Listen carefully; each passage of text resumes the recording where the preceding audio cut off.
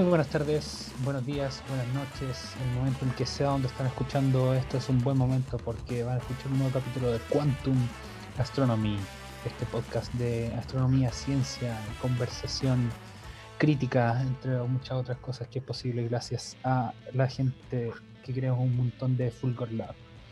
El día de hoy me encuentro sin mi compañero de batalla Luis Rodríguez. Al parecer uno de sus experimentos gastronómicos salió demasiado mal y no fue posible que nos acompañara hoy.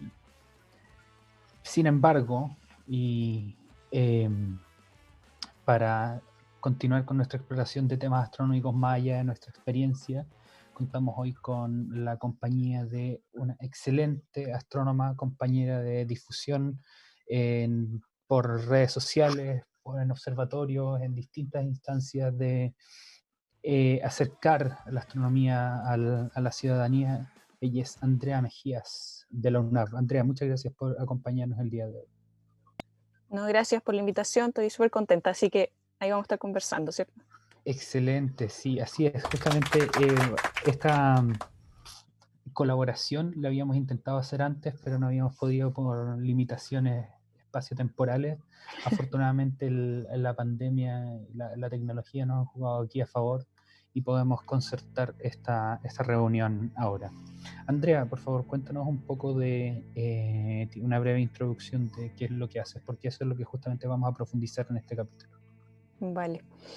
Nada, soy candidata a doctora en astrofísica de la UNAV, aprobé mi defensa de proyecto de tesis hace poquito, vía Zoom también, lo presenté vía Zoom, fue una experiencia súper extraña, pero me fue bien, así que me aprobaron, ya dejé de ser como estudiante de doctor, ahora soy candidata a doctor, ya lo último, me queda terminar mi tesis, y trabajo en estrellas de baja masa. Estoy buscando estrellitas de baja masa en el plano de nuestra galaxia principalmente, que son las llamadas enanas M o enanas rojas, también se les dice así.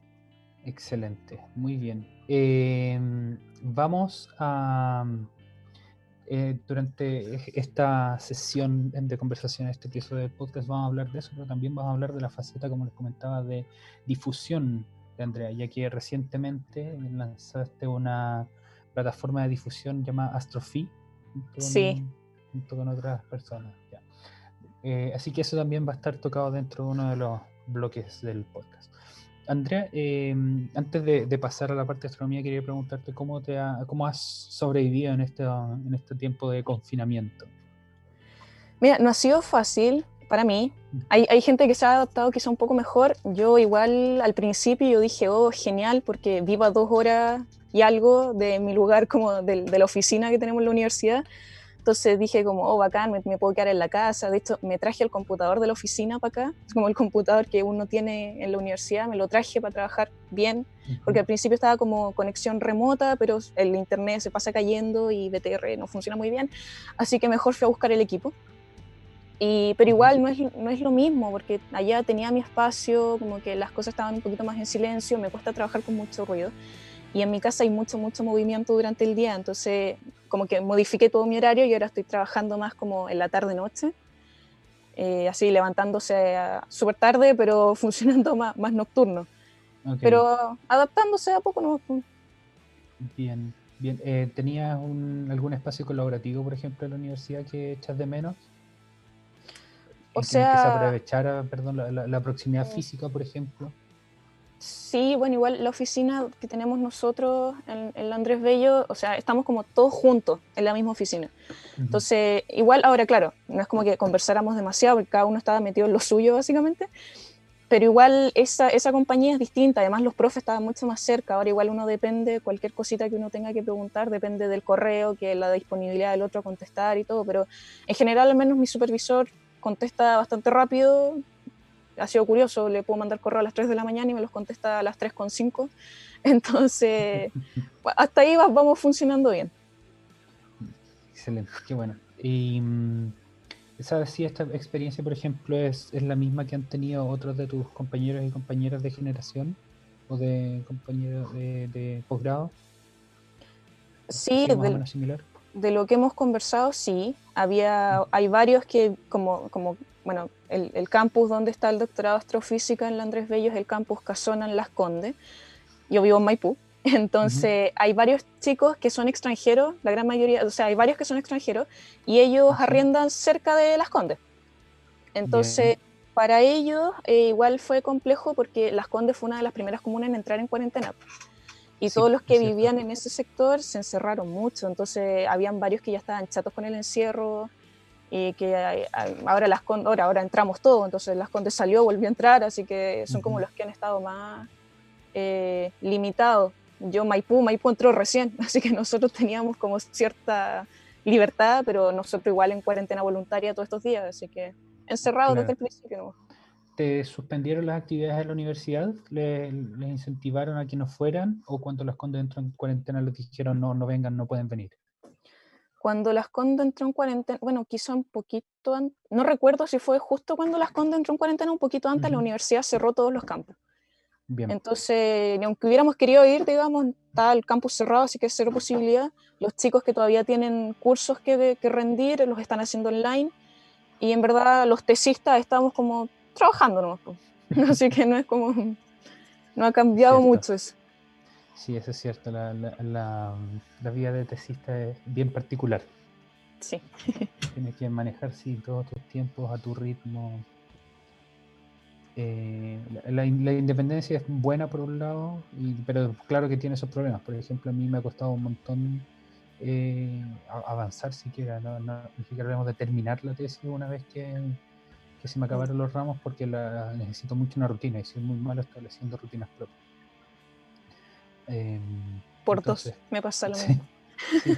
sí, sí, es bastante complicado eso. Sí, Bien, entonces vamos a hablar un poquito de estrellas, que ya hemos hablado en otros capítulos, pero para introducir básicamente el tema de enanas M. En ya el pues. capítulo de estrellas hablamos de cómo las ordenábamos por su temperatura y que tenía que ver con Ujú, su color, su temperatura superficial y su color, el color que vemos entre comillas de la estrella o el color cuantificado como diferencia de dos magnitudes. Y en un extremo estaban las estrellas azules, las de mayor temperatura, y por el otro lado estaban las estrellas rojas de menor temperatura. Y además cuando nacen, las estrellas más grandes, de más masa, tienen también mayor temperatura, mientras que las más chiquitas y de menor masa tienen menor temperatura. Y sí, justamente esas son las que te interesan a ti, Andrea. claro, me Las. interesan Ujú, las más chicas, ujú. las que menos se ven, las menos brillantes, las más frías. Y uno dice, "Uy, ¿qué tienen de interesante estas cuestiones?" Pero claro, son estrellitas que, digamos, las más grandes de su tipo llegan hasta en tamaño más o menos como un poquito más de la mitad del Sol. No son Bien. real, y Ujú, considerando que el Sol no es la estrella más común, porque justamente eso es algo que las hace súper interesantes a las enanas rojas, son las más ujú. comunes de la galaxia. De hecho, hay como una estimación de que más o menos el 75% de las estrellas de nuestra Vía Láctea son enanas rojas.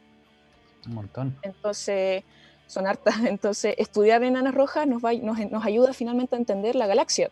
Si logras entender esta población de estrellas, puedes entender muchas cosas de la galaxia completa. Claro, me acuerdo que en algún momento vi que las estrellas, por ejemplo, perdón, que la luz de una galaxia muchas veces está definida por las estrellas más masivas. Por ejemplo, la Vía Láctea u otras galaxias espirales se ven azules porque las estrellas más masivas son azules, pero son las menos comunes y por lo tanto Claro. las que están en mayor número y que por lo tanto aportan más a la masa, entre comillas, de la galaxia son las más pequeñitas. Mm.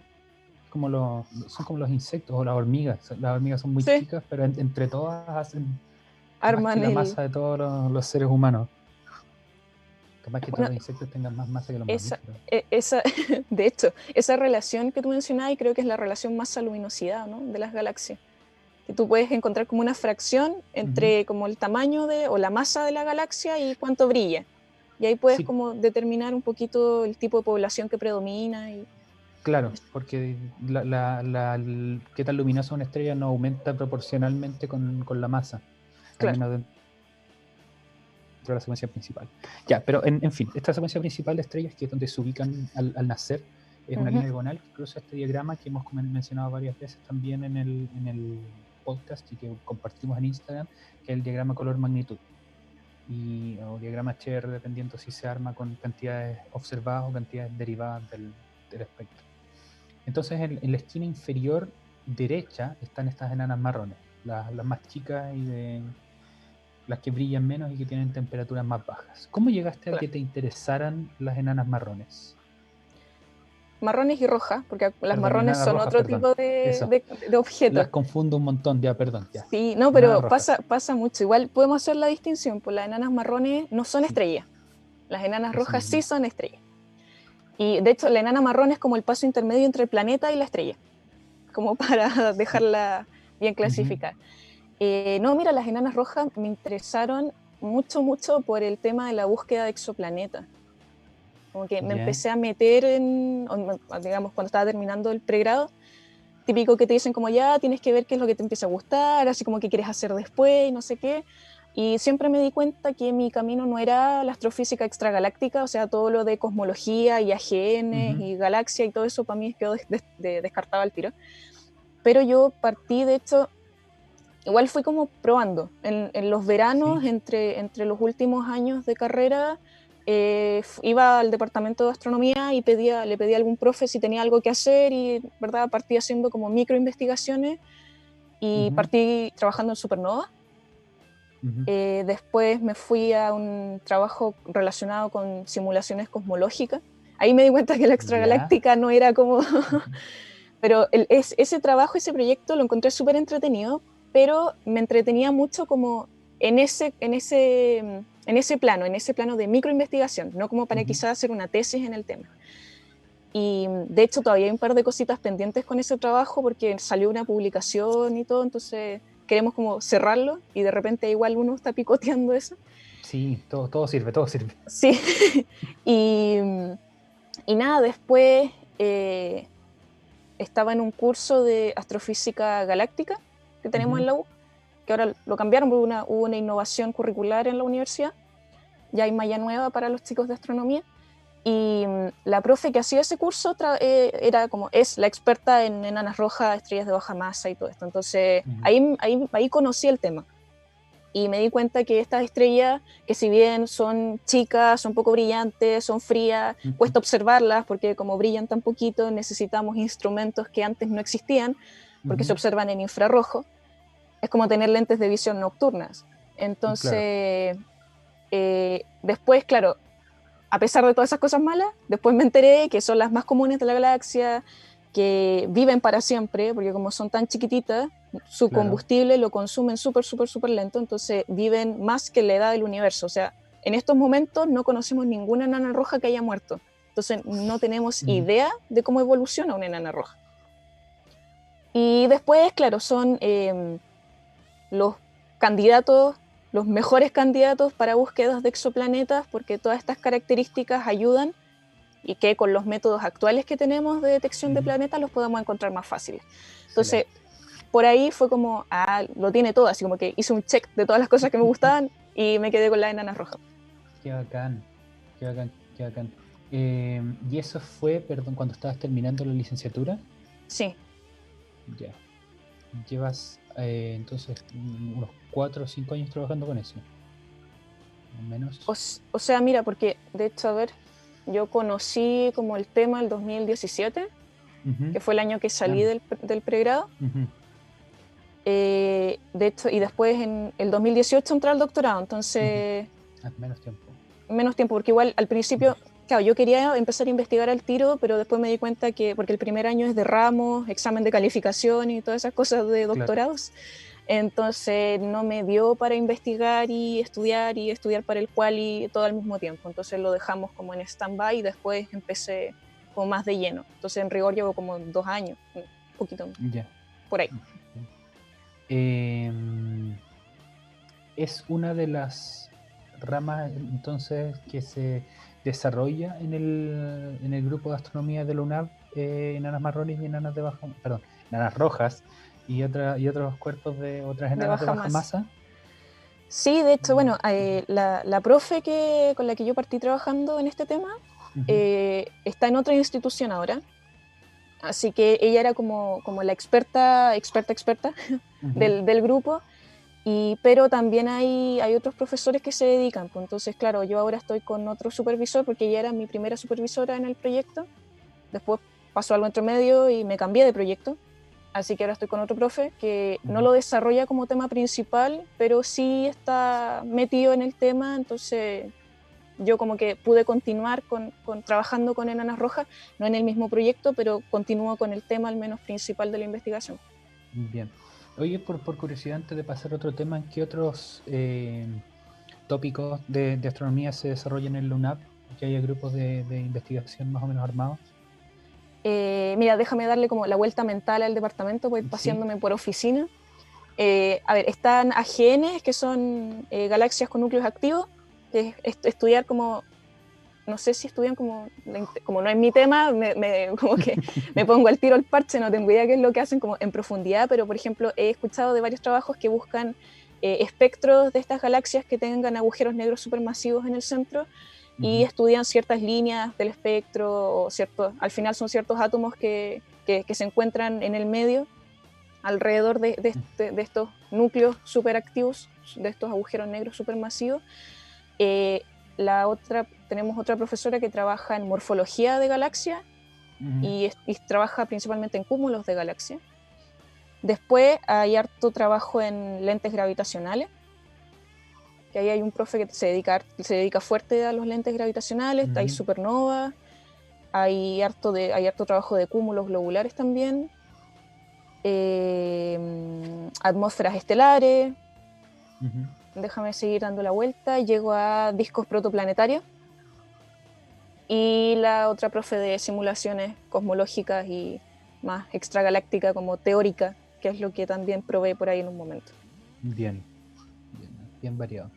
Sí, de hecho sí. Ya, Andrea, entonces hablemos de enanas rojas. Poniendo en contexto cómo se forman las estrellas para entender por qué estas estrellas son tan numerosas, tengo entendido que es por dos motivos. Primero, porque son las que viven más y por lo tanto es esperable que sean más numerosas, pero también es porque cuando se forman grupos de estrellas, estas son las más numerosas al formarse. Sí, también. Ya, y las estrellas más masivas son muy grandes, es poco probable que se forme una tan grande y es muy probable que se fragmente una masa en muchos pedazos más chiquitos. En ese sentido, entonces me imagino que sería esperable observar, si es que observas, por ejemplo, un cúmulo de estrellas, observar muchas de estas enanas rojas, enanas M, pero por otro lado es difícil hacer una observación tan profunda para que puedas observarlas en una buena cantidad. Sí, que de puedas hecho. detectar todas, entre comillas. Todas. No, sí, es complejo porque, claro, lo que decías de la formación, las estrellas nacen, ¿cierto?, en grupitos, en una nube de gas y de polvo. Entonces, por ejemplo, es lo mismo que si tuviéramos, no sé, un algodón gigante, es más fácil armar pelotitas chiquititas que empezar a comprimir una bola más grande.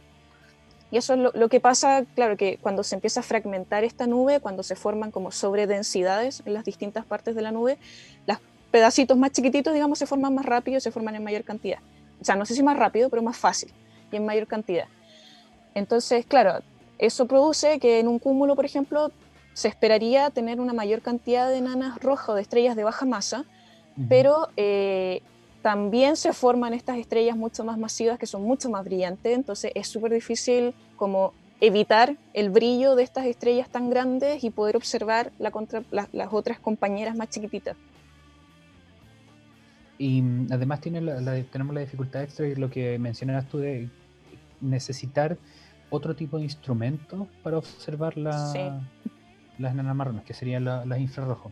Entonces, dentro del espectro electromagnético, lo que ve en nuestro ojo está dentro del espectro visible y lo inmediatamente menos energético es el infrarrojo. ¿Por qué es que necesitamos detectores infrarrojos para ver las enanas rojas? Bueno, o sea, de hecho, como esto que se conoce en astronomía como el espectro de cuerpo negro, que es una curva que es como temperatura, que depende de la temperatura. En rigor, todos los objetos astronómicos emiten luz en todo el rango del espectro electromagnético, yendo desde las más largas y ondas de radio hasta los rayos X, oro gamma. Todos los objetos emiten luz en todo ese rango. Lo que pasa es que según la temperatura hay un pic como de máxima luminosidad y esa es la que nosotros somos capaces de observar y es la que se va corriendo en el espectro según la temperatura. Entonces, el Sol, por ejemplo, es medio, de hecho, el pic del Sol está en el color verde. Entonces, el Sol podría ser una estrella verde, pero ahí hay otros factores que influyen en que veamos una estrella media amarilla, blanquecina. Y las enanas M son más frías, y ahí hay un concepto que la gente tiende a confundir harto. Para los astrónomos, los colores fríos son los rojos, como yendo hacia la parte roja, no es el mismo concepto del color en arte. La temperatura de color en arte dice que los colores fríos son el azul, el violeta, y los otros son los rojos y los naranjos, no sé. Entonces, en astronomía es al revés. Y es fácil entenderlo, por ejemplo, cuando uno empieza a calentar un metal, un fierro. El metal se empieza a poner rojo al principio, pero cuando empieza a ganar más temperatura se empieza a poner blanco, después se pone azul. Si lo pudiésemos seguir calentando durante mucho tiempo y que al material no le pasara nada más que calentarse, lo más caliente que nosotros podríamos ver sería que este metal se pusiera morado. Entonces, bajo esa relación, estas estrellas son súper frías, entonces son súper rojas. Y no rojo del color que nosotros conocemos como rojo, o sea, emiten este máximo de luminosidad que yo decía, está en el infrarrojo. Entonces, también se pueden observar con otros instrumentos como el óptico, pero ahí ya empezamos a caer como en ciertas dificultades porque, por ejemplo, si queremos estudiar una muestra muy grande de estas estrellas y las miramos en óptico o en visible, nos vamos a quedar solo con las más cercanas porque van a ser las que vamos a poder ver brillando más fuerte. Entonces vamos a perder como todas esas estrellas que están más lejos. Por eso como que al final lo mejor es verlas en infrarrojo porque su pic de luminosidad está en esas longitudes de onda. Excelente. En Chile hay varios detectores o varios instrumentos que detectan fotones en el infrarrojo. Tú en particular, porque trabajas con datos del BBB, me imagino que usas los del telescopio Vista. Sí. Lo vamos a mencionar en un momento más. A mí me tocó en algún momento trabajar con datos en el infrarrojo. Afortunadamente los míos venían listos para trabajar, pero no sé si ha sido tu caso porque sé de gente que dice que es un atado trabajar con datos infrarrojo porque el método de lectura de la cámara es distinto y puede dejar distintos artefactos ópticos en las imágenes. Sí. Toma un buen tiempo dejarlas prístinas, bonitas. Sí, pero mira, igual he pasado como por como las dos grandes como formas de observar, porque mi primer proyecto estaba relacionado a la espectroscopía. Entonces se recogían espectros de estrellas con el telescopio, con el UT2 del VLT, uno de los telescopios del Very Large Telescope. Y los datos de ahora son fotometría, que es algo diferente, que de hecho igual me costó hacer el cambio porque estaba tan acostumbrada a los espectros y a trabajar con espectros que después llegar a pura fotometría es completamente diferente. Entonces me costó ahí aprender, tuve que aprender de cero muchas cosas. Y lo bueno es que, claro, o sea, con el tema de los espectros quizás fue un poco lo más complejo de procesar porque yo recogía los espectros junto con sus calibraciones. Cuando uno toma espectros hay que tomar también otras cositas que ayudan a que el espectro quede como uno quiere que quede al final para poder trabajarlo. Claro. Y ahí tenía que procesarlo y limpiarlo. Y el problema de los espectros en infrarrojo es que se afectan mucho por la atmósfera de la Tierra. La Tierra absorbe moléculas. Cuando la luz viene desde afuera y esta luz pasa por la atmósfera se traga la luz de muchas moléculas. Entonces los espectros de repente deberían tener como una curva súper suavecita y de repente se chupaban y era porque ahí había una absorción de la atmósfera. Y eso se corrige. Entonces esa corrección, que se llama corrección telúrica, es lentísima porque hay que hacerlo uno por uno y si uno tiene muchos objetos es súper largo.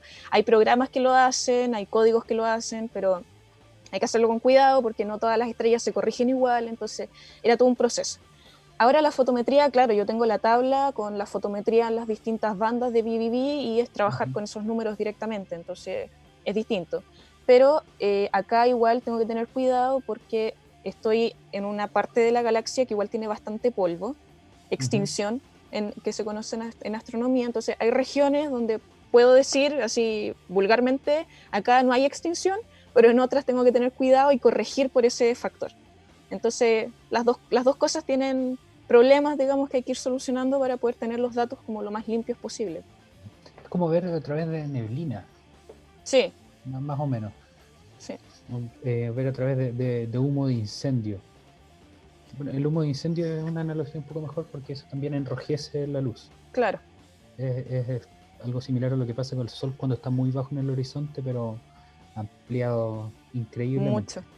Aunque en el infrarrojo no se nota tanto como en el óptico, que eso es una De ventaja hecho, también de observar con el BBB, que vamos a sí. hablar en un momento más en detalle de eso. Antes de pasar al break para ir al siguiente bloque, ¿hay alguna enana M que se pueda ver a simple vista desde la Tierra? No, lamentablemente. Ya. De hecho, la estrella más cercana a la Tierra después del Sol es Ujú, una enana roja, ujú, pero el ojo no tiene la capacidad, digamos, el ojo humano no tiene la capacidad para ver ninguna. O sea, puede ser muy brillante, pero como ujú. su pic de emisión está en el infrarrojo, nosotros no somos capaces de verlo. O sea, no es solamente un tema de brillo de por sí, qué tan brillante es, sino de cuál es su distribución espectral de energía. Claro. Ay, qué bueno. Sí, porque yo me había preguntado hartas veces, bueno, ¿será posible ver Próxima Centauri por telescopio? Porque en difusión astronómica hemos tenido oportunidad de trabajar con telescopios de hasta, no sé, 40 centímetros o 50 Mm. centímetros de diámetro. Y con esos telescopios, el nivel de luz que capturan y con el nivel de zoom que hacen, se pueden ver las dos componentes principales del sistema múltiple de Alpha Claro. Centauri. Y yo siempre he preguntado, ¿podríamos ver Próxima O sea, Centauri también? si le pones un filtro infrarrojo, una CCD infrarroja conectada, igual no sé qué tanto, porque Próxima Centauri tampoco es tan brillante, Claro. pero claro, o sea, con un telescopio como con los que hemos trabajado en difusión, mostrarle a la gente, se ve Alpha Centauri como A y B, y Próxima Centauri igual está Ujú. bastante más lejos, como que la órbita de Próxima Centauri en este sistema es un poco más amplia que la de las otras dos estrellas, entonces habría que pillarla por ahí, pero claro, no, nuestros ojitos no nos dan para ver en infrarrojo. No, Ahí está la lamentablemente, pifia. no sé. Bueno, lamentablemente en algunos casos quizás será bueno, no sé. Yo siempre me he preguntado si el ojo evolucionó a ver solamente estas longitudes de onda, porque esto es una ventana de observación Mm, de la atmósfera o no. Porque, claro, la atmósfera tiene estas ventanas de observación sí, dentro del visible, un poquito tirado hacia el infrarrojo. Cuando ya te vas a infrarrojo de muy baja energía, se acrecentan más aún estos problemas que mencionabas tú de las líneas de absorción telúrica de la atmósfera. Finalmente, Andrea ha mencionado el concepto de enanas M. ujú. Esa letra viene de un Ah, sistema de clasificación, sí, de sí, estrellas. Está dado por su temperatura. OBAFGKM, desde LET si temperaturas más quieres altas. agregar las enanas marrones. Esas serían las enanas marrones, claro. Sí. Eh, ¿Tienes alguna idea de por qué se eligieron esas letras? O sea, al principio las partieron ordenando como por orden alfabético. Ujú. Creo que partieron con las A, después como que iban bajando porque hicieron como una escala, no tengo muy clara la historia, Sí. pero después al final como que se dieron cuenta que habían estrellas más brillantes que la primera más brillante que habían encontrado, empezaron a dar vuelta a las cuestiones y leí por ahí una vez que un grupo de estudiantes de una Ujú. universidad encontró como una oración para aprenderse estas letras. No sé por Sí. qué las letras, pero si uno dice, la que yo recuerdo era como, oh, be a fine guy and kiss me, era Sí. como esa, como, sé un buen chico y bésame, eso quiere decir. Sí. Está el O, B, A, F, G, K, M. Y ahí está como el orden de las letras. Sí, sí, sí. También conocí ese, de hecho, así yo me lo aprendí, pero no, qué feo. Feo decir que alguien va a ser una buena persona por aceptar un beso. Hay otras más. Sí, después salieron unas nuevas, pero el Carroll tenía esa. Es como Ujú, el libro Biblia de la astronomía, tenía sí. esa. En internet aquí yo encontré una que decía Only boring astronomers find gratitude knowing mnemonics. Eso Ya, se traduciría solamente astrónomos aburridos encontrarían gracia aprenderse reglas mnemotécnicas, como esta de aprenderse las letras en orden. Entonces, claro, las O son las más brillantes dentro de la secuencia principal, las de mayor temperatura también y las de mayor masa. Y estas son las que hemos ujú, dicho que se crean menos, poquitas. sí. Y las más numerosas, perdón, serían las M. Excelente. Entonces hemos estado conversando con Andrea Mejías sobre una introducción al tema de las enanas rojas para ir más de lleno al tema en el segundo bloque. Vamos a ir entonces a un break con una canción que escogió Andrea. Me gustaría saber por qué. Me costó elegir la canción, pero como dato curioso ahí estaba buscando canciones que tuviesen más que ver con búsqueda de exoplaneta. Yo dije ya, búsqueda en otro lugar, o sea, vida en otro lugar del universo, no sé, algo tiene que haber. Y llegué a una canción en español que se llama Habitantes de Alpha Centauri encuentran la sonda Voyager. O sea, ese es el título, más específico no puede ser, pero la canción no me gustó. Entonces después me cambié más a mi estilo también, busqué algo un poco más rockero y llegué a Space Tracking de Deep Purple. Y me gustó mucho porque es como un paseo, parten como en una fiesta entre Venus, Marte, después empiezan a viajar por el resto de la galaxia y es un poquito, yo no ando de fiesta en fiesta y en los planetas, pero es un poquito lo que hago como de recorrer la galaxia en búsqueda de esta estrella. Entonces como que lo intenté interpretar y unir así. Y me quedé con esa, más que el tema es muy bueno, creo yo, así que vale la pena escucharlo. Sí, es súper bueno. Es cierto. Ya, así que vamos a escucharlo entonces. Esto es de su disco Machine Head, Deep Purple y Space Tracking.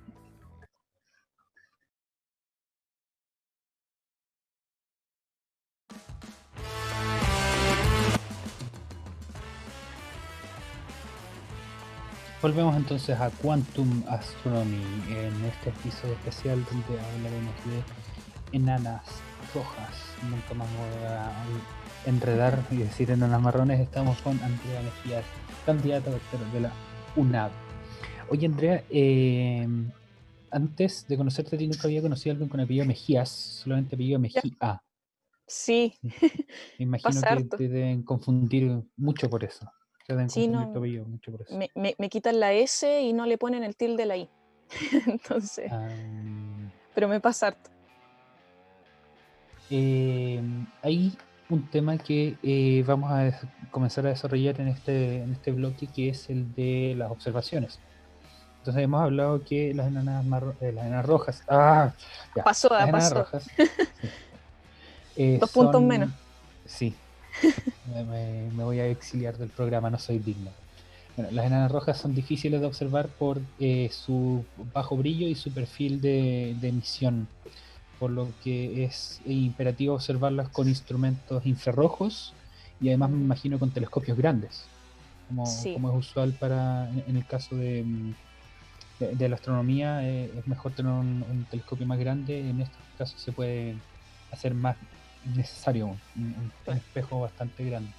Entonces, aquí dentro de Chile, ¿cuáles dirías tú que son las mejores opciones para observar enanas rojas? Bueno, de hecho hay hartos telescopios hoy en día observando en infrarrojo, que de hecho es o sea, como entre comillas podemos decir, es una tecnología que no se había desarrollado, la ingeniería todavía no nos permitía hace unos 20, 30 años atrás tener como mucha capacidad de observación en infrarrojo, pero por ejemplo, los más grandes son los que están en el VLT, o sea, son los telescopios del VLT que están en Paranal, en el norte, cerca de la ciudad de Antofagasta. Son telescopios de 8.2 metros, son 4 telescopios de 8.2 metros cada uno. Entonces, y tienen la gracia que pueden trabajar juntos. Entonces, Claro. Cuando se unen todos, hacen como un gran telescopio de 16 metros, lo que es bastante como que beneficia mucho más las observaciones. Tener un telescopio de 16 es mucho mejor que un telescopio de 8. Hay como que no hay una relación lineal como de que las observaciones pudiesen ir mejorando como linealmente con el tamaño del telescopio. Por ejemplo, mis datos vienen del telescopio Vista, también en Paranal, está como al frente de los telescopios del VLT. Este es un telescopio de 4 metros. Entonces, pero como es un telescopio, o sea, es el telescopio es un survey es como algo que explora una gran región del cielo, es como un explorador, ¿cierto? Y este es el telescopio de survey o de sondeo más grande que existe, porque como tiene que tomar muchos datos, generalmente para sondear grandes regiones del cielo se usan telescopios más pequeñitos porque son más fáciles de manejar, son más fáciles de mantener también y todo esto. Entonces, pero Vista, que son 4 metros de diámetro, es el más grande para hacer sondeos en estos momentos y está en Chile. Sí, nosotros somos potencia ahí. Excelente. Y bueno, hay telescopios en las campanas también. Hay varios, yo diría que son varios los telescopios, pero siempre depende de lo que uno quiera hacer en verdad. Yo creo que, por ejemplo, como yo partí en un proyecto de espectroscopía, los mejores instrumentos para hacer espectros o para recuperar espectros, creo que son los de Paranal, pues, o sea, tienen una variedad de instrumentos súper grande y se pueden hacer muchas cosas. Y yo trabajaba con los datos de un instrumento que se llama X-Shooter, que la gracia es que tiene como 3 bracitos. Entonces, X-Shooter observa o recoge información en infrarrojo, en visible y en ultravioleta. Entonces, yo podía tener espectros. Claro. Entonces, yo contaba con espectros infrarrojos, ópticos y probablemente ultravioleta no había muchos, pero podría haber tenido esas tres regiones del espectro al tiro, con una observación de ese instrumento. Entonces, igual creo que obviamente mientras más grande el telescopio mejor, pero yéndonos como a la parte práctica es más difícil también conseguir tiempo en ese tipo de telescopio. Entonces uno igual, como astrónomo, digamos, en la práctica uno al final igual postula cosas que no son tan grandes, porque es mayor la competencia también. Pero obviamente depende de lo que uno quiera hacer al final. Bien, excelente. Entonces, Vista es un telescopio que está hecho para hacer un survey en particular o para hacer surveys en general. Hay varios surveys en estos momentos con el telescopio Vista. Hay uno dedicado a las nubes de Magallanes, está el VVV, hay uno que se llama VHS. O sea, hay varios sondeos en estos momentos que están corriendo con observaciones de ese telescopio. Y en particular VVV está dedicado al centro de la galaxia y a un pedacito del disco. Ya, entonces hablemos un momento de VVV. Yo asistí a una de las reuniones, un par de años que estuve trabajando con Dante Miniti, que es uno de los arquitectos, entre comillas, del survey. Y nunca trabajé con Dante en cuanto a observación. Yo hacía pegas más académicas con el ayudantía para la universidad. Así de paso me aproveché de meter un poco en docencia, porque Dante me pedía muchas veces que lo reemplazara en clases, lo que fue una experiencia bien interesante. Entonces conocí el trabajo del BBB yendo a uno de las reuniones que se hicieron en Concon. Ya. Y me gustaron mucho varios de los trabajos que se hacen, sobre todo los que tienen que ver con estructura de la galaxia y evolución estelar. Son dos temas que a mí me interesan un montón. Entonces me gustaría saber qué es lo que hace al BBB tan especial como para que sea usado en tu investigación de enanas. Bueno, así como yéndome particularmente a mi investigación, lo mejor es que es infrarrojo. Entonces, como está observando partes de la galaxia que están muy extinguidas, como decíamos, este humo de incendios que tiende a enrojecer las cosas, este efecto es menos terrible que cuando observamos en infrarrojo. Entonces podemos llegar como más profundo, como que nos adentramos un poco más en la galaxia y no nos topamos, o estas nubes no nos molestan tanto. En particular, de hecho, como que consecuencia de lo mismo, al ser una zona como tan extinguida, de hecho está no tan explorada como otras regiones de la galaxia.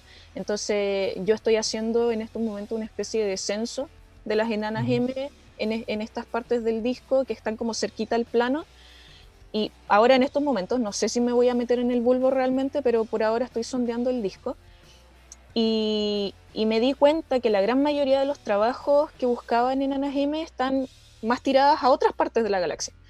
Entonces estoy como rellenando ahí una especie de gap, algún vacío que había como en esta región. Entonces genial, porque VVV alcanza a detectar esas estrellas en esas regiones.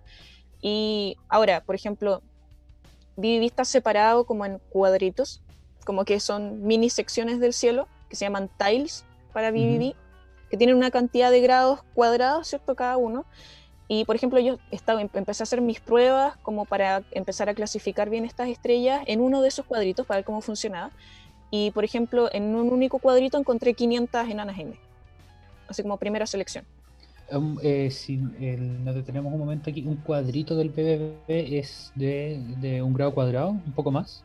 1,6 más o menos, 1,5. Ya, o sea, cuadrado. Un 1,5 grados por lado. Claro. Ya, entonces en uno de esos cabría como 9 veces la luna llena, algo así. Claro, Ya. Bien, para que se hagan una idea de cuánto pedazo de cielo estamos hablando. claro. Bien, entonces Entonces, decías que en uno de esos encontraste 500 enanas alrededor M. de 500 estrellitas, claro. Entonces ahí estaba analizando esas, como, entre comillas, no las puedo como confirmar a secas, porque la Ujú. confirmación de un objeto así se hace mucho más fácil con espectros que con fotometría.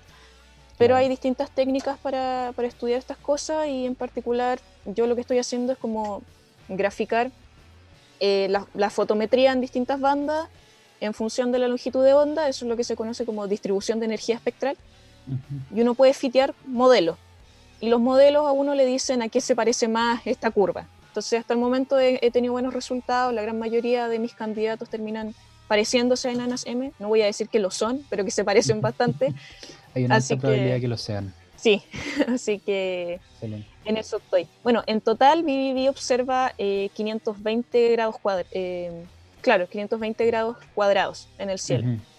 Entonces es grandote, y ahora están corriendo las observaciones para una misión extendida, que es el Ujú. BBB-X de Extended, que va, de hecho, no sé, por ahí está como, tengo pegado el mapa del BBB en la pieza.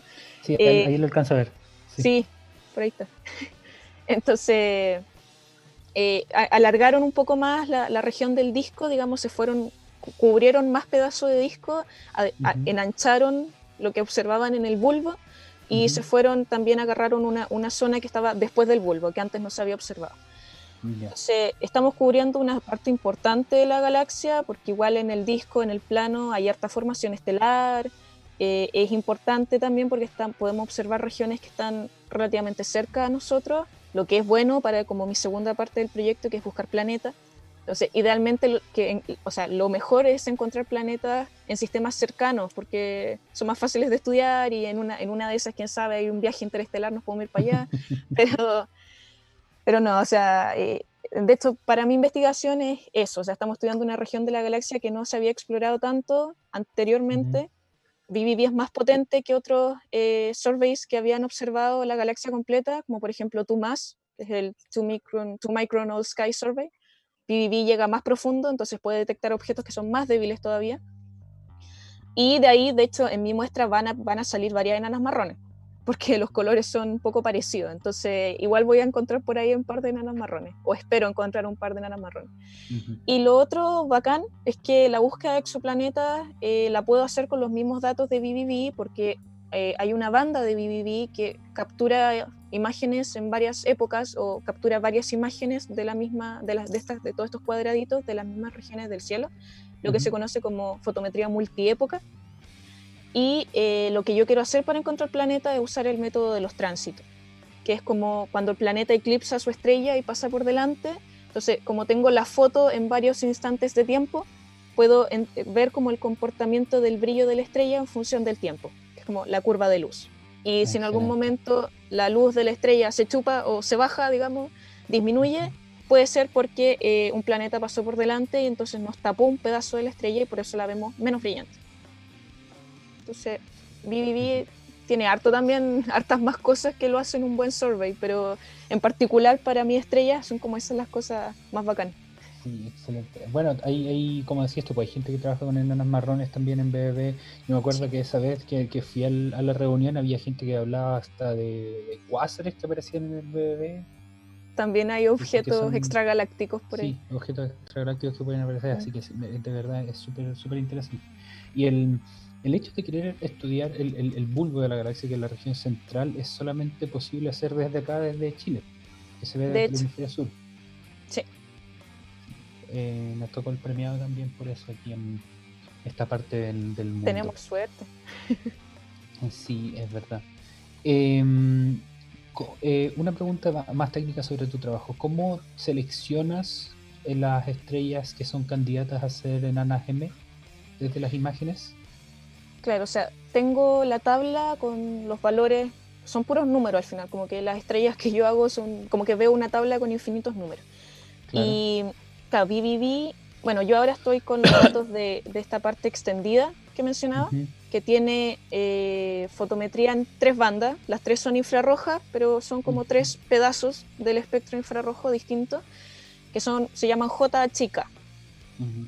Entonces, yo lo que hago primero es yo corto como por color. O sea, así como existe el diagrama color-magnitud, también se pueden hacer diagramas color versus color, 2 colores distintos. Los colores en astronomía son la resta de 2 magnitudes, de 2 bandas.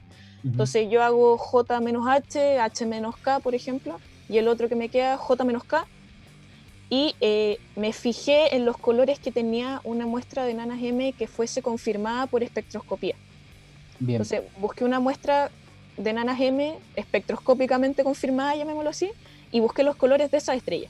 Y con esos colores basé mi muestra, como dije ya, todas las estrellas que tengan los mismos colores que estas otras M, que yo sabía que eran M, las voy a seleccionar como primer paso, como primer ticket bueno. Después agrego fotometría óptica a mis estrellas, porque igual se van a perder las más lejanas, pero hay un survey óptico que se llama DECAPS, que funciona con DECAM, de hecho por eso es parecido el nombre, que está en Tololo esa. Y ese es óptico. Pero ¿por qué necesito el óptico? Porque esta distribución de energía espectral que mencioné antes, mientras más completa o mientras más espacio cubra en longitud de onda, va a ser más exacto lo que uno obtenga. Entonces, solo con 3 puntos es re difícil decir como con certeza ya tiene esta temperatura, esta metalicidad. Entonces, agrego la parte óptica para completar, entre comillas, esta curva y aplico cortes ópticos también en paralelo con lo infrarrojo, y ahí como que se filtra bastante, pero también, bueno, me quedo con las más cercanas, pero como que reafirmo, digamos, que mis candidatas pueden ser más candidatas aún a enana M. Y el único problema que me salta ahí es que como hay enanas M, también existen gigantes con los mismos colores, y yo no quiero claro. ver gigantes. Entonces lo que hago es hacer un último filtro como por cinemática, digamos, estudiar el movimiento de estas estrellas, Ujú. y ocurre que las gigantes están mucho, mucho, mucho más lejos. Entonces hay un movimiento o una parte de la cinemática de la estrella que se llama movimiento propio, que es como el movimiento Ujú. intrínseco de la estrella en el cielo, y las gigantes, como están tan lejos, se mueven poquito, y las enanas M, que están muy cerca, se mueven mucho más. Entonces hago un último corte para seleccionar estas estrellas que tendrían movimientos más grandes, y esa es como mi muestra final, y es la que tiro después a analizar ajustando estos modelos a la distribución de energía espectral. Excelente. Y el movimiento de la estrella, el movimiento propio, es posible que tú lo obtengas por justamente esta propiedad del BBB que toma imágenes en distintos momentos del tiempo. Claro, ¿De es ahí sacas el posible. movimiento propio? De hecho, no todavía, Ya. porque en la región de VVV, no la parte Ujú. extendida, para VVV ya están calculados los movimientos propios. Bien. Para mí, la parte con la que yo estoy trabajando no existen todavía, y llegamos como un acuerdo en que no me metiera a calcularlos porque es tan grande la región que tengo que estudiar que me iba como a ralentizar muchísimo el trabajo, Ujú. y estoy usando movimientos propios de un satélite que se llama Gaia, que es Excelente. bastante preciso. Ujú. Entonces, como mis estrellas, como estas enanas M que estoy estudiando, ya les tengo fotometría óptica, Gaia Ujú. también es óptico, entonces no pierdo más objetos. Así que estoy usando como la fotometría óptica, la infrarroja de Ujú. BBB, que es como la base, y estos movimientos que los saco de Gaia, que es un satélite que se dedica a estudiar movimientos de estrellas, básicamente. Sí, Gaia llegó a revolucionar varias Sí, áreas de la astronomía galáctica, al menos. Sí, bien, bien interesante. Podríamos hacer en algún momento un capítulo de Gaia. Porque sí, incluso yo lo he usado también, yo lo usé también en es que algún punto de yo mi creo que investigación. todos en algún momento hemos visto o pasado por alguna Ujú. información de Gaia. Igual ahora viene la tercera, el Data Release 3, pero está Ujú. atrasado, así que ahí estamos todos esperando a ver qué pasa con eso. A ver qué pasa. Sí, sí, está bien, bien interesante lo que se ha hecho en astronomía últimamente con estas liberaciones de datos a gran escala que han hecho estos satélites que están hechos para justamente hacer los sondeos Sí, que has comentado, como Gaia o TESS, que es el otro de planetas eso. extrasolares, que es bien interesante. Vamos a ver, tenía otra cosa marcada por acá para mencionar. Respecto a la investigación. No, porque lo otro es justamente vincular esto con los planetas. Entonces, Sí. dijiste tú que una de las partes de tu investigación tenía que ver con búsqueda de planetas alrededor de estas estrellas. ¿Qué hace que estas estrellas sean potencialmente buenas huéspedes para sistemas planetarios? O sea, mira, la gracia es que es fácil, o es más fácil, encontrar planetas alrededor de un enana M que de una estrella como el Sol.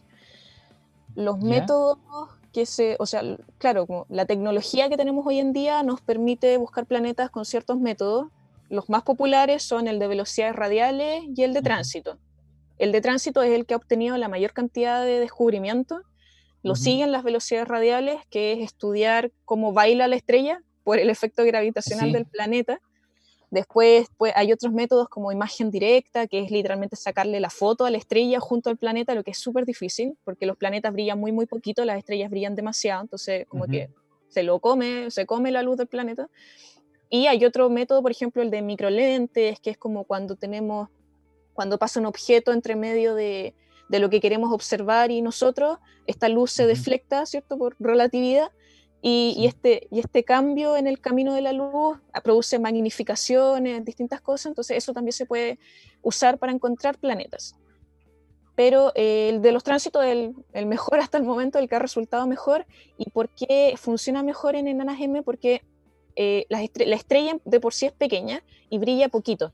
Entonces, cuando un planeta pasa por delante, el eclipse que nosotros vemos es mucho más profundo. Esta variación de luminosidad de la estrella cambia muchísimo más que si pasara, por ejemplo, un planeta del mismo tamaño, pero alrededor de una estrella como el Sol, que es como una estrella más brillante, la diferencia de magnitud no sería tan grande.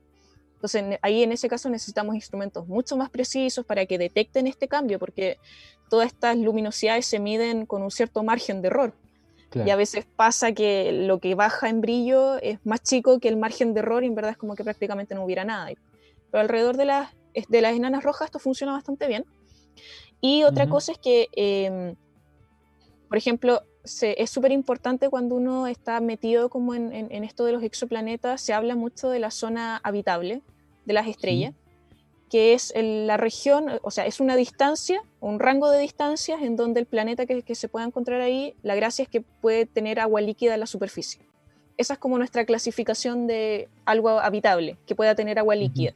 Entonces, si estamos muy cerca de la estrella, el agua se va a evaporar, si estamos muy lejos, el agua va a estar congelada. Entonces, agua líquida, porque en verdad lo que nosotros buscamos es como las condiciones para que exista vida como la conocemos nosotros, porque va a ser básicamente lo que vamos a poder identificar. Si quizá hayan organismos que respiren otra cosa, pero como no los conocemos, ¿verdad? No nos vamos a dar cuenta que están ahí. Sí, aquí nos vemos limitados por el antropocentrismo nomás, porque no Bueno, se nos ocurre otra manera de que exista la vida, así que exacto. tendrá que ser así. Y eso, entonces, la zona habitable de las enanas rojas está mucho más cerca de la estrella. Eso porque la enana roja es fría, entonces para que el agua se mantenga líquida tiene que estar un poquito más pegado que, por ejemplo, en estrellas más calientes. Entonces eso hace que el tránsito también sea más profundo porque el planeta está más cerca. Entonces como que tapa mayor cantidad de luz. Claro. Y por otro lado son estrellas que viven mucho, mucho tiempo, entonces uno puede pensar así como Carl Sagan, que quizá la civilización puede permanecer mucho más tiempo alrededor de esta estrella, pero no todo es maravilloso porque igual estas estrellas tienden a ser activas. Hay algunas que no todas son activas, pero las que son activas son muy activas. Entonces tienen imaginemos con las tormentas solares, también estas tienen erupciones de parte de materia de la corona que es, o de la cromósfera, que salen disparados y son mucho más potentes que las del Sol. Por ejemplo, Próxima Centauri ha tenido eyecciones de material potente y los últimos flares, las últimas llamaradas, por ejemplo, se midió una que era 100 veces más potente que una tormenta como en el Sol. Entonces, que todo eso llegue al planeta, que considerando que está cerca, que no sé qué, entonces esta cuestión llega y se ha postulado mucho que quizá son buenas para buscar exoplanetas, pero no tanto quizá para la vida, porque si tienden a tener estos momentos de actividad, cualquier atmósfera que pudiera tener este planeta va a salir volando. Claro. Entonces... qué impactante eso que una estrella pueda tener más chica que el Sol, pueda tener una erupción más potente que este. Sea proporcionalmente la erupción es magnífica entonces. Ya, porque mi pregunta originalmente iba por ese lado, si es que era interesante desde el punto de vista más astrobiológico, Claro. en cuanto a la biología que de ciencias planetarias, pero sí, pues, les va a tocar difícil a una civilización que esté surgiendo ahí, o no sé, pero en realidad puede ser que surja la vida en cavernas bajo la superficie, Sí, o no, que no sí, de necesiten hecho, atmósfera. salió un trabajo hace poquito que estuvo como bien comentado en el área, que Ujú, estudiaba como la posibilidad de que hubiesen organismos que pudieran sobrevivir a estas erupciones potentes. ujú, Y planteaba la idea de que, no sé, por ejemplo, ¿cómo se llama? Fluorescencia, sí, porque la fluorescencia es cuando un organismo como que absorbe radiación ultravioleta y la libera en otra, o como que la transforma y la libera en ujú, una radiación de otro tipo. Por ejemplo, hay unos bichitos que brillan en alguna playa del mundo en la noche y eso es porque absorben como luz de día y después en la noche la liberan. ujú, Entonces, postulaban que quizá un tipo de organismo similar a este pudiese absorber toda esa radiación muy energética y quizá ujú, liberarla de otra forma. Y decían como quizá esto puede ser hasta bueno para encontrar vida en ese planeta. Imagínate que el planeta brillara gracias a estos organismos. Entonces podríamos detectar claro. la vida ahí. Pero claro, era como súper mágico, pero al final el paper tenía un par de pifias por ahí que la gente comentó bastante, pero no dejaba de ser una buena idea. Y claro, ellos postulaban, por ejemplo, vida bajo la superficie o que quizá el Sí. planeta desarrollara una atmósfera mucho más grande, pero eso también depende de los materiales que habían originalmente para formar el sistema. Entonces, es como hay que evaluar muchísimas cosas.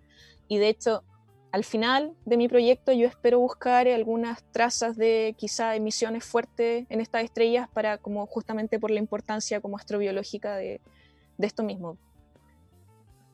El, ¿Es capaz, crees que con los datos que estás trabajando se pueda detectar atmósferas de estos exoplanetas?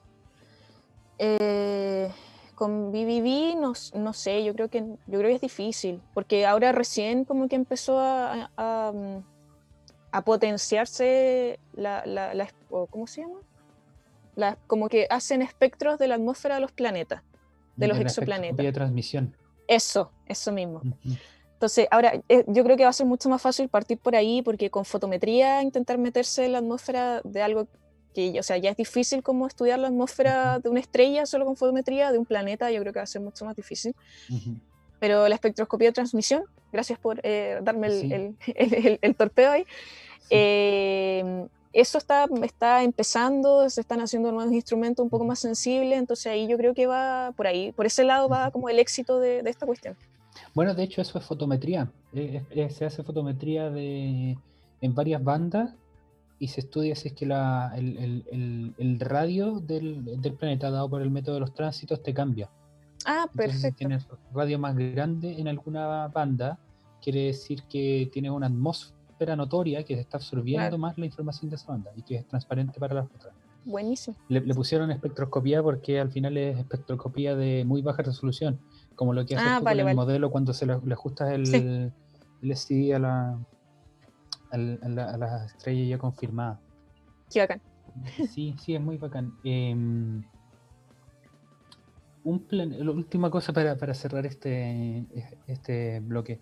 Un planeta que esté tan cerca de su estrella, la mayoría de las veces va a tener otro problema, que es que va a estar bloqueado por fuerzas de marea. Sí, que es lo Sí, mismo que le pasa a la Luna con la Tierra. eso mismo, ¿sabes o has leído Sí. alguna vez algún estudio que diga cómo es que puede sobrevivir la vida en esos ambientes o te imaginas cómo podría sobrevivir? O sea, hay como, no sé si decir teoría, pero hay como una Ujú, idea que es la más ujú, aceptada hasta el momento, que es que, claro, los planetas cuando están muy, muy cerca, que es lo ujú, mismo que le pasa a nuestro satélite con nosotros, muestran siempre la misma cara.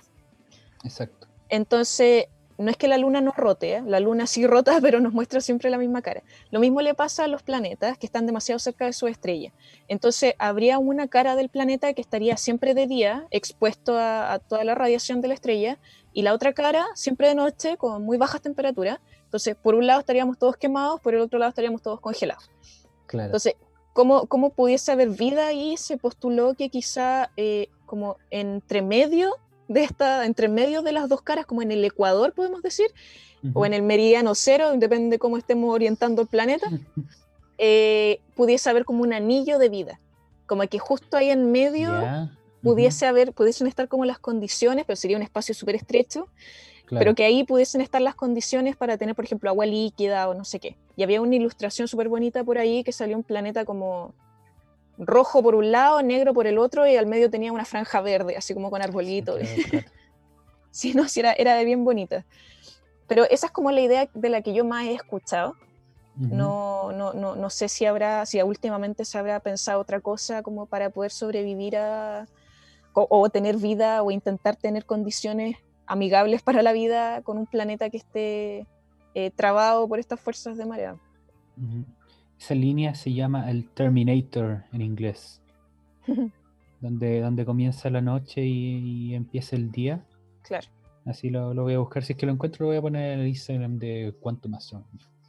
¿Te parece entonces si vamos a un break antes de comenzar el tercer bloque? no hay problema.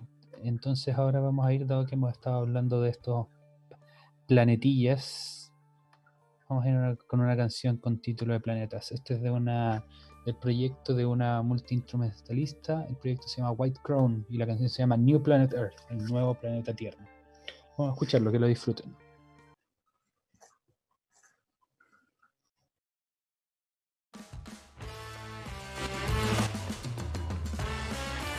Eso fue entonces White Crown, el proyecto de esta multiinstrumentalista. Tenía un nombre por acá, con un temita bien heavy metal en la vena de Iron Maiden. Se llama Lisa Mann, la compositora de esto. Andrea es Bueno, música también, así que me gustaría que me contara brevemente un poco de eso. así como que música quizá no, pero toqué el bajo un ratito, un tiempo. Tuve unos años ahí de bajista, unos años, no, tuve un tiempo, no, yo creo que alcancé a estar un semestre, porque después los ramos se me vinieron encima, tuvimos un pequeño proyecto con un profe en la Facultad de Física, de hecho. Éramos todos como parte de la Facultad de Ciencia Exacta y yo toqué el bajo, este profe tocaba batería, teníamos ahí la vocalista, éramos todos de la carrera, o de la facultad, porque éramos una mezcla entre físicos y astrónomos. ¿Qué solían tocar? Hacíamos covers, básicamente, tuvimos un par de experiencias en vivo y como que el setlist era una mezcla entre System of a Down, Iron Maiden, tocamos, ¿cómo se llama? ¿Qué? La canción se me olvidó. Heaven and Hell De Black Sabbath. de Black Sabbath. Ujú. Así que nos movíamos por esa onda. Después intentamos tocar más Iron Maiden y después ya como que de a poquito nos empezaron a pillar los ramos, así que en verdad como que después otro bajista entró y ahí yo me dediqué a estudiar porque tenía que pasar los ramos, me costaba. ¿Pero lo mantienes como hobby? Sí, muy poco en verdad. Toco ahora muy poquito porque me metí Ujú. como que voy saltando quizá de hobby en hobby. Últimamente estoy súper Ujú. pegada con la fotografía, entonces como que ando más con la cámara que con el bajo. Qué Pero bacán, en eso qué estoy. bacán. ¿Has tenido experiencias de astrofotografía? Sí, también. Con Daniel, con mi pololo, ¿cuándo fue? En septiembre creo del año pasado. Ujú. Pudimos ir a Farellones Ya. y le sacamos fotos a Júpiter con un telescopio y mi cámara. Ah, qué bacán. Así que las tengo por ahí en el Instagram. No fueron como las mejores fotos, pero fue como el primer Ujú. acercamiento a astrofotografía como de algo más lejano, porque le había sacado fotos a la luna y cosas así. Ahora con la cámara solita, sin telescopio, le he sacado fotos a la galaxia, donde, como típica foto que se ve el brazo de la galaxia.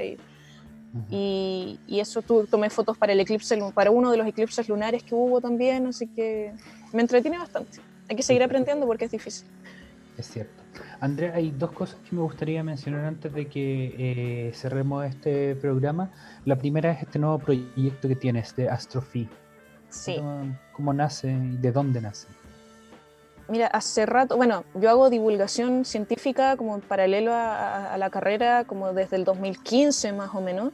Ujú. Siempre estuve metida en divulgación científica, me gusta harto. Y yo tengo una amiga en la U, que éramos compañeras de facultad, es de otra carrera, ella salió de ingeniería física. Y en algún momento dijimos, es que podríamos tener algo, hacer algo, y que hable de las dos cosas, que no sea pura astronomía, sería súper entretenido. Al final quedó ahí. Y ahora en tiempos de cuarentena, como que estábamos hablando un día y le dije, oye, y ahora que estamos en cuarentena, ¿por qué no? De hecho, al principio era como el nombre que le queríamos poner era como Astrofísica en Cuarentena. Ya. Pero era muy largo y dijimos, pucha, y si en algún día esperemos salir de esto, así que mejor busquemos otro nombre. Apareció el Astrofí por ahí, pero conversando. Y básicamente fue eso, quisimos revivir una idea que tuvimos hace mucho tiempo atrás, porque a las dos nos gusta el tema. Y después, como no sé, nacimos un día, por ejemplo, un día martes, el día jueves teníamos un tercer integrante y ahí se terminó de completar el equipo. Entonces soy yo, está Constanza, que es ingeniera física, y Felipe, que es astrónomo, pero sus posgrados los dedicó a la física teórica, así que es físico teórico. Excelente, sí, lo pueden seguir entonces en la cuenta de Instagram @astrofi_bajo. Exacto. Lo vamos a vincular entonces a la publicación relacionada con este capítulo de podcast. Ahí van a poder encontrar entonces las cuentas de Instagram también de Andrea, que es la encargada de Astroestelar, como dice aquí en la descripción de Astrofi.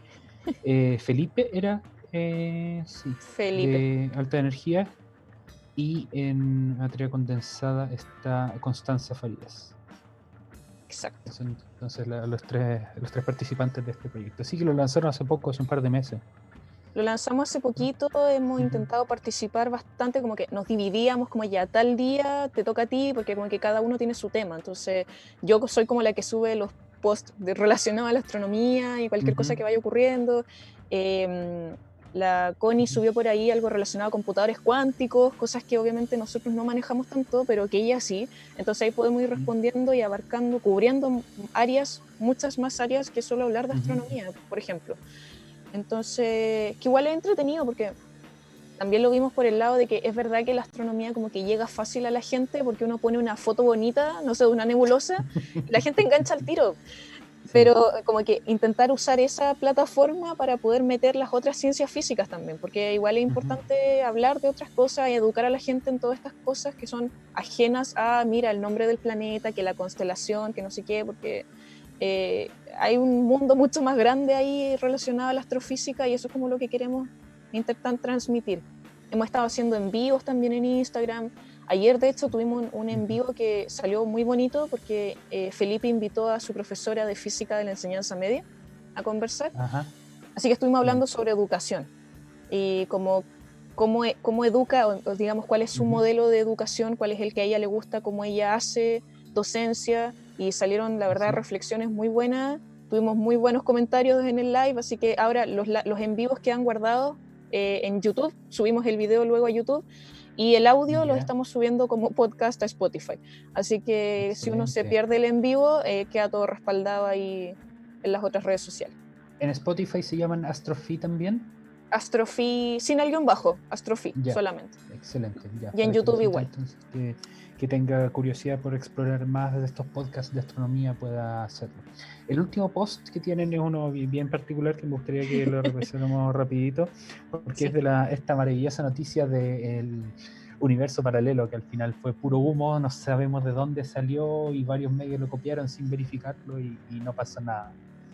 Sí, no, es que fue, no sé, fue impactante. O sea, de hecho, yo me enteré, claro, yo me enteré porque una amiga del colegio, que no tiene nada que ver con, digamos, con el mundo de la física, me mandó la noticia. Y me dijo como, oh, explícame, por favor, quiero saber de qué se trata esto, y no sé qué, que mira qué maravilla. Y fue como, no, le dije, tranqui, en verdad, déjame verlo. Y como que por dentro iba como, ¿qué? Así como, ¿un qué gigante que está pasando? Y como que le pregunté a los chiquillos y fue como, ¿qué onda?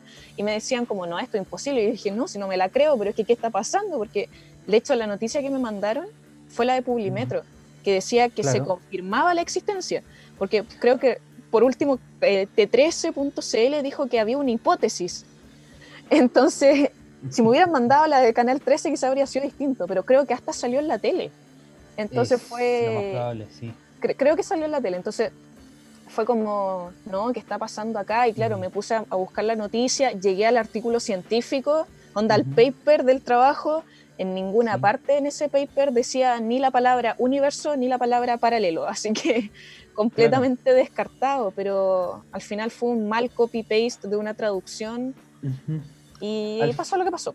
Al final lo que se hace alusión en el estudio y con estos datos es a lo más un nuevo modelo de física de partículas o algo Claro, así, pero no mucho más que eso. claro. Claro, Eh, porque habían unas cosas medias raras ahí que se movían diferente a cómo tenían que moverse, eso. y Ujú, por eso la idea de que en verdad quizá hay que postular otra teoría más que ujú. inventar un universo completo. Sí, es verdad. No sé por qué hacer lo más complicado, siento que una teoría más simple podría salir bonita. A esa gente le ¿Cierto? falta saber aprender acerca de cómo se llama la navaja de Occam, que la Sí, explicación más sencilla es por lo es general la la mejor. correcta. Entonces, eso, si es que ustedes van al perfil de Instagram de Astrofi, pueden encontrar este post con la explicación.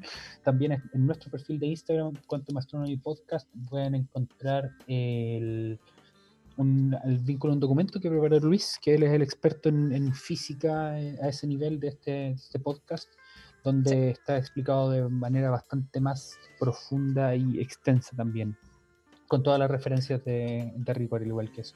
Para cerrar, Andrea, ¿cómo es el balance de género de las estudiantes de doctorado en la UNAP?